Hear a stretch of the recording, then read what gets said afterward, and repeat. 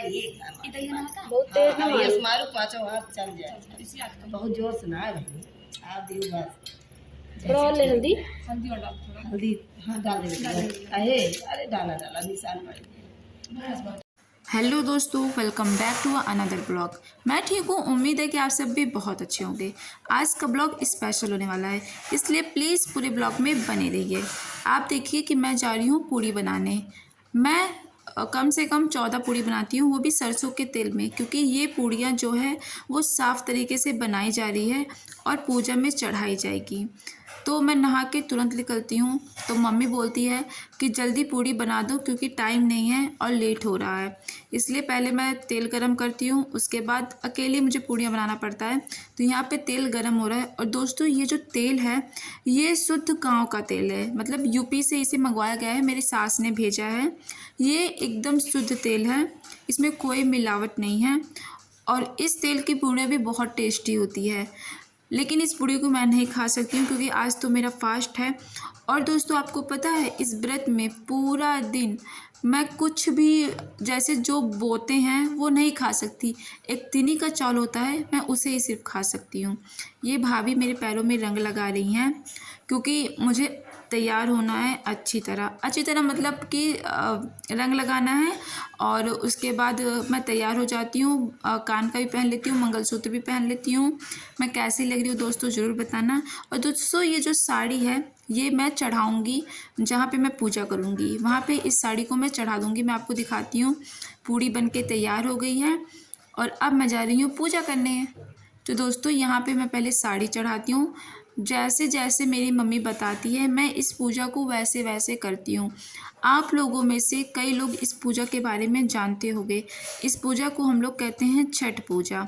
बिहार में जो छठ पूजा होती है वो वाली नहीं, ऐसे छठी पूजा कहते हैं।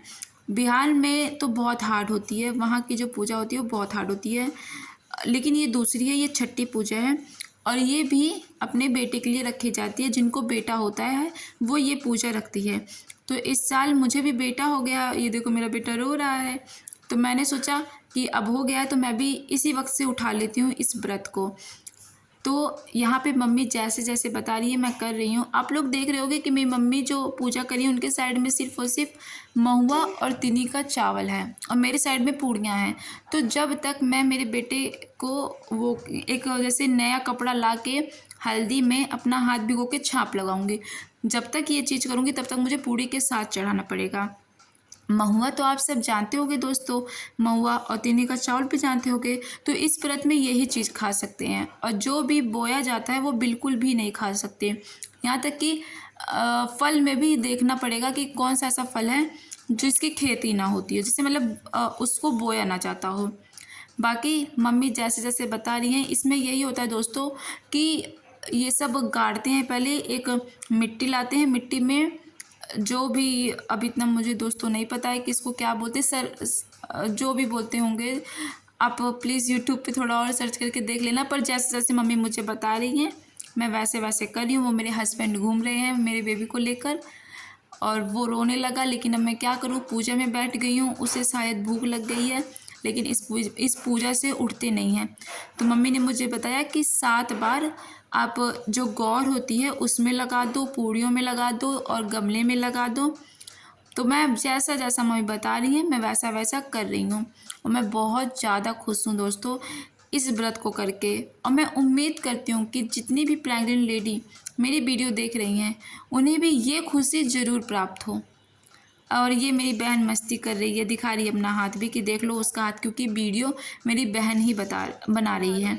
ये मेरी भाभी बैठी हैं, भगवान करे इन्हें भी ये खुशी जल्दी मिल जाए। अब दोस्तों, ये सबसे मेन प्रोसेस गांठ मारना। 6 गांठ मारते हैं, जिसमें से 5 गांठ खोलते हैं बाद में। और हाँ, सबसे मेन बात, इस गांठ को दोस्तों एक ही हाथ से मारा जाता है, दूसरा हाथ नहीं लगाते हैं। मैं लगाई हूँ तो साइड में लगाई हूँ, मैंने जिस चीज़ को मैंने गांठ मार दिया है मैं वो पकड़ रही हूँ। उसके बाद इन सबको एक करके उसमें हल्दी और जो भी, मतलब हल्दी और सिंदूर लगाते हैं। उसके बाद फिर इसको छोड़ देते हैं। फिर दोस्तों अब आया मेन प्रोसेस छाप मारने का। ये होता है सबसे मेन प्रोसेस इसका। इसमें बच्चे को पहले मुंह धुलाते हैं। तो आप सब देखो कैसे कैसे मैं कर रही हूँ। मैंने पहले काजल लिया, अब मैं काजल अपने बच्चे की आंखों में लगाऊंगी। उसके बाद काजल लगाने के बाद फिर मैं उसका मुंह धुलाऊंगी। ये करके मुझे बहुत अच्छा लग रहा था दोस्तों, बहुत ज़्यादा अच्छा। अब जो भी यूपी के हैं वो तो इस व्रत को जानते होंगे। अब मैं तो पहली बार कर रही हूँ। और उसके बाद हम लोग छाप मारने के लिए तैयार हो गए। ये मेरा मम्मी बोल रही है ठीक से पकड़ो। ये बगल में मेरी मम्मी बैठी हुई हैं। देखो दोस्तों, मैं इसको छाप मारने जा रही हूँ, लेकिन हल्दी कम लगती है तो मैं हल्दी और मांग लेती हूँ। ये भी मुझे देख रहा है कि मेरी मम्मी क्या कर रही है मेरे साथ।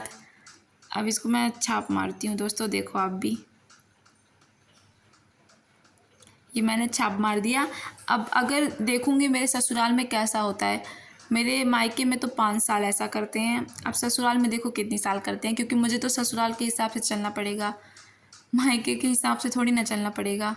इसलिए मैं इसको छाप मार देती हूँ। अब ये होता है कहानी। मेरी मम्मी मुझे कहानी सुना रही हैं कि कैसे कैसे एक लोग को बच्चा नहीं हो रहा था तो उसने ये व्रत किया और उसे बच्चा हो गया। और यहाँ पे आश्रुत यानी देसी कलाकार और उसके पापा की मस्ती चल रही है। ये दोनों मस्ती करने पे लगे हुए हैं। और फिर ब्लॉग अब ख़त्म होने वाला है, पूजा भी ख़त्म हो गई। तो आज का ब्लॉग दोस्तों मैं यही ख़त्म करती हूँ, क्योंकि मैं पूजा करके बहुत ज़्यादा थक गई हूँ और मुझे भूख भी लगी है। और दूध भी हम लोग सिर्फ भैंस का पी सकते हैं, गाय का दूध भी नहीं पी सकते, सिर्फ भैंस का घी, भैंस का हर चीज़। तो अब बस मैं दूध पी सकती हूँ। तो आज का ब्लॉग मैं यही ख़त्म करती हूँ, फिर मिलती हूँ नए ब्लॉग में। बाय बाय दोस्तों।